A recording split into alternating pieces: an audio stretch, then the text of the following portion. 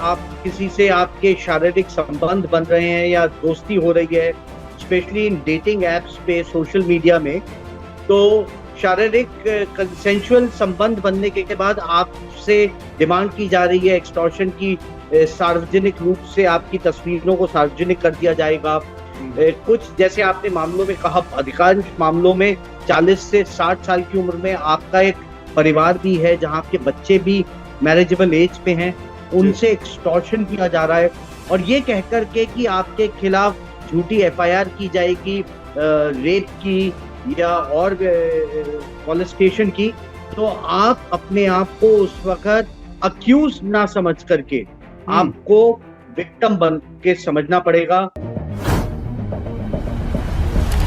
IT के बढ़ते स्वरूप और बदलाव, सामाजिक बदलाव में लगातार आपको ऐसी खबरें मिल रही हैं कि लिविंग रिलेशंस में लोग आए और उनके अगेंस्ट में कोई ना कोई अपराध दर्ज हो गया, या सोशल मीडिया वेबसाइट के थ्रू आप मिले और इसके बाद एक तरह से घूमना फिरना, दोस्ती हो गई और बाद में महिला एक्सटॉर्शन करने लगी, पैसे की डिमांड करने लगी। और ये केवल यंग लोगों के साथ नहीं हो रहा, ये एक कह सकते हैं कि जो मिड एज के हैं, यानी कि 40 से 50 साल, और ऐसा भी देखा गया है कुछ मामलों में कि 60 से 70 साल तक के व्यक्ति इस पूरे एक्सटॉर्शन का शिकार हो रहे हैं। नमस्कार, मेरा नाम है विप्लव अवस्थी। आप देखना शुरू कर चुके हैं लीगल रिपोर्टर। आज इसी विषय पर हमारे साथ बातचीत करने के लिए क्रिमिनल लॉ के एक्सपर्ट विकास गुप्ता जी जुड़ गए हैं। पिछले 35 साल का बड़ा अनुभव है, सुप्रीम कोर्ट, हाई कोर्ट से लेकर देश के तमाम राज्यों के हाई कोर्ट में जाके आपने तमाम क्रिमिनल के बड़े मामले किए, हाई प्रोफाइल मामले किए। तो विकास जी, आपका बहुत बहुत स्वागत है लीगल रिपोर्टर में। ये जो जिस तरह का बदलाव हो रहा है, चाहे वो लिविंग रिलेशन के थ्रू हो और चाहे सोशल मीडिया के थ्रू हो, दो एडल्ट हैं, आपस में मिले, बातचीत हुई, दोस्ती हुई, घूमे फिरे। अब हालात ये हैं कि कुछ दिनों के बाद वो महिला आपकी वही फोटो शेयर कर रही है, आपके साथ घूमने के वीडियो शेयर कर रही है, और यहां तक कि अगर आपसी शारीरिक संबंध भी बन गए हैं तो उनके वीडियो फोटो के द्वारा भी एक्सटॉर्शन हो रहा है। इस तरह के मामलों में क्या कानून अप्लाई करेगा? और चूंकि आधे से ज्यादा मामलों में तो पुरुष सामने आ ही नहीं पाता है और वो चुपचाप एक्सटॉर्शन की जो मनी है वो देता रहता है, तो इस तरह के मामलों में क्या किया जाए? विप्लव, बड़ा कठिन है कि एकदम आउटसेट पे कि क्या किया जाए। एक परिवेश, मतलब एक इंट्रोडक्शन मैं इसमें देना चाहूंगा कि आप कहां पर सबसे पहले अक्यूज आप अपने आप को ना मान करके आपको प्रथम दृष्टि से अपने आप को एक विक्टिम समझना चाहिए। तो बहुत इंपॉर्टेंट बात है। क्या होता है जब कोई आप किसी से आपके शारीरिक संबंध बन रहे हैं या दोस्ती हो रही है, स्पेशली इन डेटिंग एप्स पे, सोशल मीडिया में, तो शारीरिक कंसेंशुअल संबंध बनने के बाद आपसे डिमांड की जा रही है एक्सटॉर्शन की, सार्वजनिक रूप से आपकी तस्वीरों को सार्वजनिक कर दिया जाएगा। कुछ जैसे आपने मामलों में कहा, अधिकांश मामलों में 40 से 60 साल की उम्र में आपका एक परिवार भी है, जहां आपके बच्चे भी मैरिजेबल एज पे हैं, उनसे एक्सटॉर्शन किया जा रहा है, और ये कहकर के कि आपके खिलाफ झूठी एफआईआर की जाएगी, रेप की या और मॉलेस्टेशन की। तो आप अपने आप को उस वक्त अक्यूज ना समझ करके आपको विक्टिम बन के समझना पड़ेगा।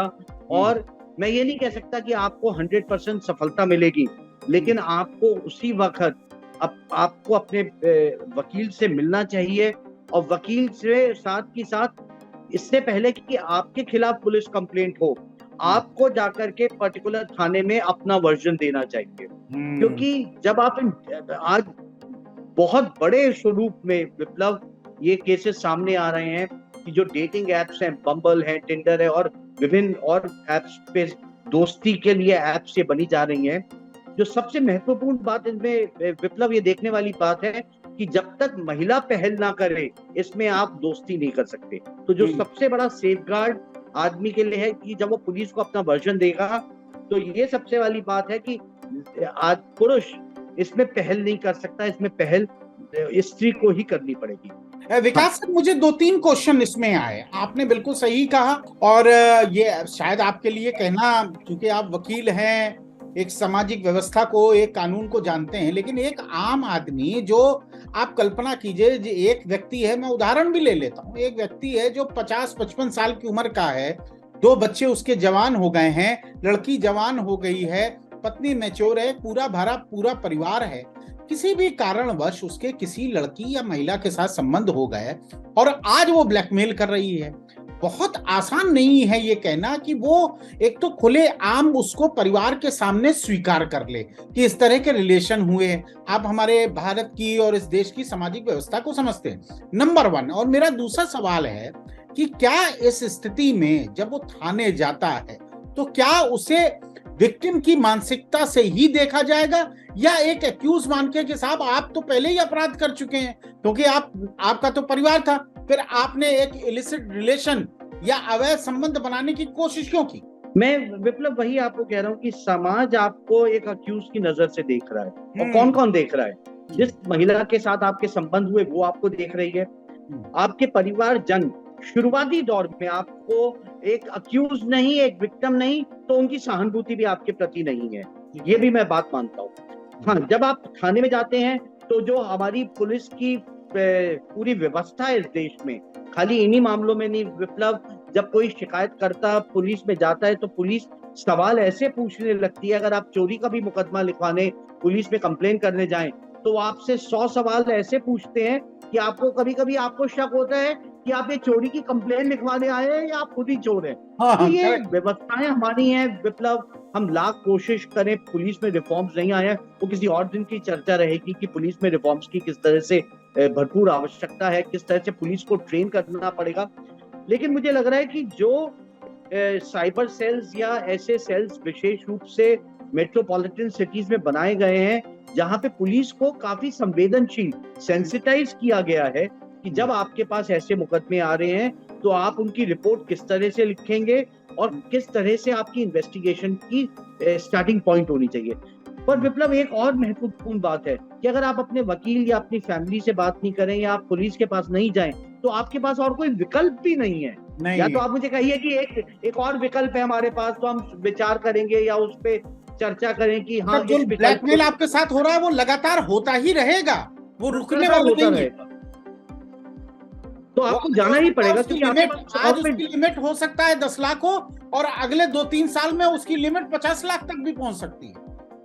विप्लव, अगर आप ये इन केसों को देखेंगे, जब हम इन केसों को देखते हैं तो एक तमाम सिंडिकेट बन के ऑपरेट करा होता है। एक महिला विशेष अकेले इसको सिंडिकेट को नहीं चला रही होती, उसके साथ 3, 4, 5 लोग होते हैं। और अगर उसकी इन्वेस्टिगेशन की जाए, मैं आपको लंबी चर्चा हो जाए, अगर मैं उदाहरण आपको देने लगूं जहां पर multiple FIRs in different states, in different police stations की गई होती हैं, लेकिन वो तभी संभव हो पाती है वो इन्वेस्टिगेशन कि उस पुलिस थाने का SHO, station house officer sensitised हो, वो इस समस्या को समझ पाए और इन्वेस्टिगेशन करने के लिए तैयार हो। मतलब विकास सर, आप ये कह रहे हैं कि ये केवल यही मामला नहीं है कि डेटिंग ऐप में आप मिले, आपने कुछ घूमे फिरे, आपके फिजिकल रिलेशन हो गए और महिला को लगा कि चलो इससे पैसा एक्सटॉर्ट कर लें। आपका कहना है कि बाकायदा इसके लिए एक गिरोह काम करते हैं। बिल्कुल बिल्कुल, गिरोह काम कर रहे हैं। मैं इसमें आपको खाली डेटिंग एप्स में ही नहीं, फेसबुक पे भी जो आपको फ्रेंडशिप रिक्वेस्ट आ रही हैं उनके उदाहरण मैं नहीं दूंगा, वो भी एक अपने आप में एक बड़ा भारी एक्सटॉर्शन रैकेट चल रहा है इस देश में। ये पार्ट ऑफ साइबर क्राइम भी है। 376 की आड़ में आपसे पैसा भी एक्सटॉर्शन किया जा रहा है। तो ये देखा जाए तो एक सिंडिकेट, ऑर्गेनाइज्ड क्राइम की तरह है। उतने बड़े गैंगस्टर्स ना हो, लेकिन 3, 4, 5 लोग मिलकर के एक्सटॉर्शन कर रहे हैं। और जो भी संसाधन के लोग हैं, कोई 50 लाख का है तो कोई करोड़ का है, ये 5 लाख रुपए से लेकर के 2-2, 5-5 करोड़ रुपए तक एक्सटॉर्शन कर रहे हैं। और जब इंसान सब जगह से कर्जा लेकर के थक जाता है, हार जाता है, तब वो फैमिली को आकर के बताता है। ठीक है, अच्छा अब मुझे ये बताइए कि हम लोगों ने बीमारी पे बात कर ली। विकास सर, चूंकि आप क्रिमिनल के बड़े जानकार हैं, अब इसके इलाज पर बात करते हैं। सर, प्रथम स्टेप क्या होना चाहिए? देखिए, सर्वप्रथम विप्लव, आपको पुलिस में जाकर के अपना वर्जन, अपनी कंप्लेंट लिखवानी चाहिए। ठीक है। मैं एट द सेम टाइम ये भी कहना चाहूंगा आपको कि अगर लड़की आकर के रेप की एफआईआर रजिस्टर कराना चाहती है तो आपकी कंप्लेंट उसको रोक नहीं सकती। वो एक अलग सेपरेट मैटर है कि उसकी एफआईआर रजिस्टर होगी। लेकिन अगर आप एंटीसिपेटरी बेल में जाते हैं तो इन सारी तथ्यों को, आपका जो वर्जन है विद सपोर्टिंग डॉक्यूमेंट्स कि आपकी मुलाकात के, जिसमें हम एक बात और ऐड करना चाहता हूँ, कई बार ऐसी स्थिति भी पाई है विप्लव कि फोटो डेटिंग ऐप पे किसी और की है, और जब आप असलियत में कुछ महीनों में, कुछ हफ्तों में बात करके उस इंसान से मिलने गए तो वो इंसान कोई और निकल रहा है। ऐसे कई मुकदमे हमारे सामने आए हैं, और यही ग्राउंड्स बनते हैं आपके एंटीसिपेटरी बेल करके, जब आप ये वाले तथ्यों को, क्योंकि वो डेटिंग ऐप की स्नैपशॉट्स आपके पास है, आज की फोटो कुछ और है, इस बात की स्टेटस रिपोर्ट, जब आप एंटीसिपेटरी बेल लगाते हैं तो स्टेटस रिपोर्ट में जब ये बातें खुल करके आती हैं तो कोर्ट भी आज काफी सेंसिटिव है इन बातों को और समझ रही है कि किस तरह से कि एक्सटॉर्शन रैकेट बनता जा रहा है, कि इन जो प्रावधान बने थे, जो एक औरत की को प्रोटेक्ट करने के लिए कानून बने गए थे, उनको किस तरह से मिसयूज किया जा रहा है एक्सटॉर्शन के नाम पे। तो वो सब ग्राउंड्स बनते हैं आपके एंटीसिपेटरी बेल के। ठीक है, तो किस तरह की एफआईआर वो दर्ज करा सकता है, नंबर 1। नंबर 2, मेरा ये कहना है कि जो पैसा एक्सटॉर्ट किया है, जो पैसा वो अभी तक ले चुके हैं, उसकी रिकवरी के लिए क्या व्यवस्था हो सकती है? देखिए, क्रिमिनल लॉ आपको सजा दिला सकता है, लेकिन अगर उनके पास वो रुपया बचा है और प्रोसीड ऑफ क्राइम्स में वो उस रुपए की बरामदगी अगर होती है पुलिस को कि, तो पुलिस से वो पैसा आपको मिल जाएगा। लेकिन अगर वो पैसा कम हो गया, खत्म कर दिया, खर्च कर दिया गया, तो उसके लिए विकल्प आपके लिए एक रिकवरी सूट आपके लिए विकल्प है। तो क्रिमिनल में तो आप सिर्फ सजा दिला सकते हैं, it is not a money recovery proceedings. ठीक है, ठीक है। मुझे ये बताइए दूसरी बात कि इस तरह के मामलों में लड़की का सबसे जो आपने कहा कि 376 का मामला, क्योंकि सबसे ज्यादा वो डर यही होता है कि वो कहते हैं कि साहब हम रेप का केस आप पर कर देंगे। लेकिन मुझे लगता है आप ज्यादा बेहतर बताएंगे कि इस तरह का अगर विक्टिम है, और मैं विक्टिम ही यूज करूंगा, अगर विक्टिम है वो पहले चला जाता है और अदालत के सामने पहुंच जाता है, उसके बाद वो लड़की रेप का मुकदमा किसी भी तरह दर्ज कराती है, तो इस केस का क्या फायदा मिलने जा रहा है विक्टिम को?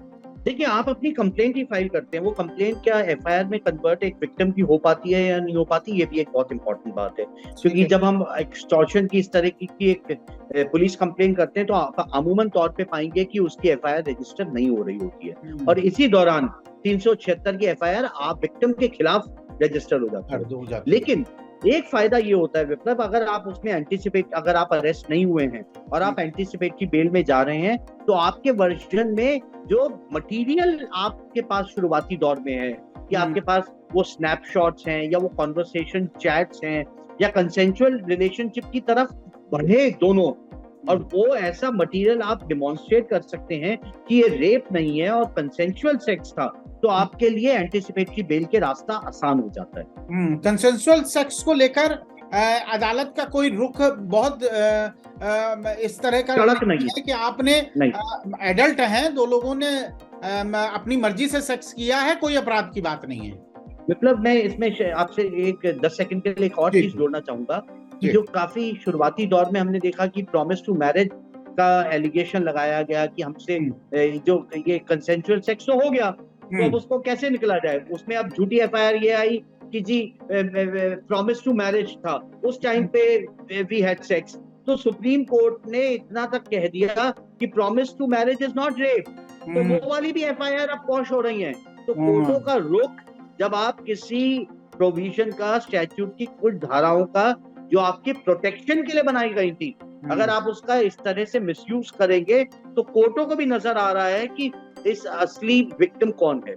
ठीक है, ठीक है। एक लास्ट की तरफ हम अब चलते हैं। अगर बाय द वे इस इंटरव्यू को आपका विक्टिम देख रहा है और वो सामने बैठा आपको लगातार सुन रहा है, तो वो सबसे पहले थाने जाने से पहले, एक्सटॉर्शन हो रहा है उसका, 2-4-5 लाख रुपए वो दे भी चुका है और लगातार डिमांड बढ़ भी रही है। अब इस स्थिति में वो जब थाने जाए तो प्राइमा फेसाई, प्रथम दृष्टया उसको किस तरह के एविडेंस थाने या कोर्ट में पेश करने पड़ेंगे, जिसका या तो वो कलेक्शन कर ले या कोर्ट के सामने और थाने के सामने ले जाए?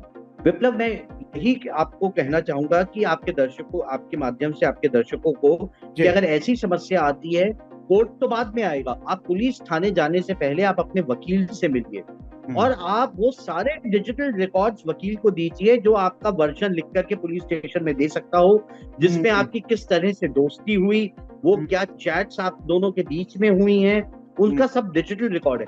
और अगर आपकी ऑनलाइन पेमेंट हुई है, अगर पेमेंट आपने कैश में दी है, तो आप उन तारीखों में किस दिन से आपने कैश दिया था और कहां से वो आप कैश लेके आए, या अगर आपने ऑनलाइन पेमेंट करी है तो उस ऑनलाइन की पेमेंट का डिटेल, उसका पूरा ब्यौरा आपकी कंप्लेंट में होना चाहिए।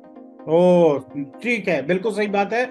और यही एविडेंस बनेगा, इसी के आधार पर ही पुलिस आगे प्रोसीड करेगी और यही एविडेंस आपके अदालत में भी आपको काम आएगा। एक तो इस कंप्लेन से आप जो लगातार एक्सटॉर्शन के शिकार हो रहे हैं वो बंद हो जाएंगे। दूसरा, उन्होंने कहा कि जो पैसा अगर आप साबित कर देते हैं, ऑनलाइन या ऑफलाइन, जो पैसा आप साबित कर देते हैं, तो रिकवरी शूट के माध्यम से वो पैसा लिया जा सकता है, पुलिस उनके अकाउंट्स को जब्त कर सकती है। और अगर सिंडिकेट है तो पुलिस अलग तरह से इसमें कार्रवाई कर सकती है। और आप जैसे तमाम तरह के जो विक्टिम होंगे, क्योंकि उनके शिकार केवल आप नहीं है, उनके शिकार हो सकता है 2 दर्जन 5 दर्जन भी लोग हों और 10-15 साल से ये रैकेट चला रहे हों, लेकिन आपके पड़ोस में बैठे हैं, अगल बगल बैठे हैं, आपको पता ही नहीं। तो फिर भी अगर आपके कोई सवाल रह जाते हैं, क्योंकि करीब करीब सभी सवालों पे हमने विकास सर से उस पर ओपिनियन जाना, कोई भी सवाल रह जाते हैं तो ये नीचे लगातार एक वेबसाइट और मोबाइल नंबर दिया जा रहा है, आप विकास सर से फोन करें और अपनी सलाह ले सकते हैं। बहुत बहुत शुक्रिया, बहुत बहुत धन्यवाद, नमस्कार। लीगल रिपोर्टर के सभी वीडियो को देखने के लिए लीगल रिपोर्टर को सब्सक्राइब करके बेल आइकन बटन जरूर दबाएं।